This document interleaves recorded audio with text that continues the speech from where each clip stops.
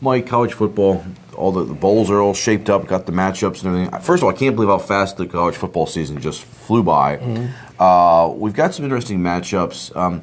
The bowls and the BCS come down to little matchups, but then it's always that big game with Notre Dame and in our case, Alabama.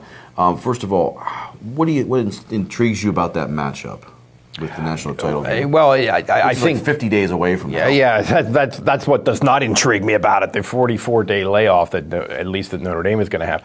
I think that Notre Dame was really fortunate to be undefeated. I mean, I kind of like Notre Dame. My dad's a big Notre Dame fan, so I kind of grabbed onto it from his standpoint.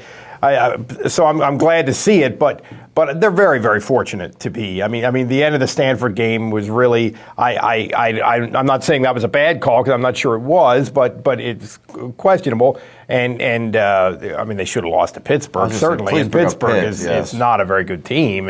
So I mean, they're very fortunate to be where they are, and while I think physically they can play with Alabama, I'm worried about their quarterback. Their quarterback is a redshirt freshman, and on a stage this big, having to make plays and having to make great decisions, I think Alabama probably deserves to be a prohibitive favorite. You're going to hear you hear this a lot of times in the Super Bowl run up to that point spread is absurd for a national championship game. No, it's not. Look the history. Relax, people. I think Alabama really is a prohibitive favorite.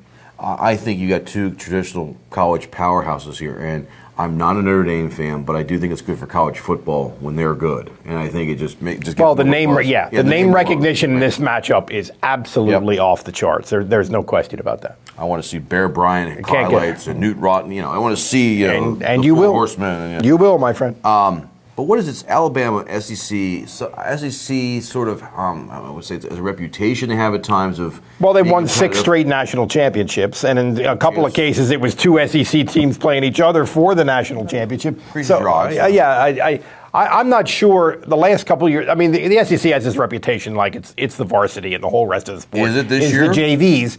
I think this year it is more than it has been for a while. I don't think it was a great top-to-bottom football league the last couple years. This year, I think if you look at, you got LSU, you got Texas A&M, you got Georgia, you got Florida, and you got Alabama. That's 5 teams that I think are with easily the top 8 in the country are there. And if the great running back had not got hurt for South Carolina ran Georgia off the field. Yeah. So I really do think that this year the reputation kind of matches up with reality.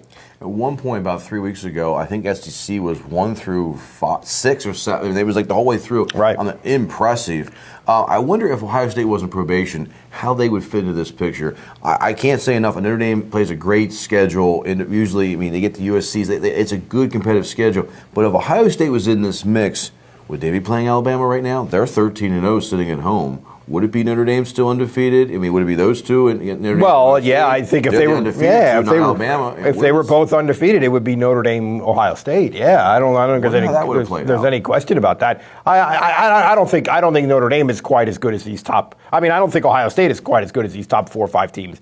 But we don't know. We'll never know. I mean, they did not play a great schedule. But and the Big Ten, good Lord. But we'll never know.